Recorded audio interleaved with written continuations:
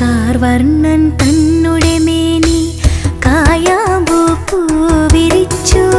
കാണുമ്പോൾ കണ്ണിനെന്തൊരു ആനന്ദം പരവേശം. കാർവർണ്ണൻ തന്നു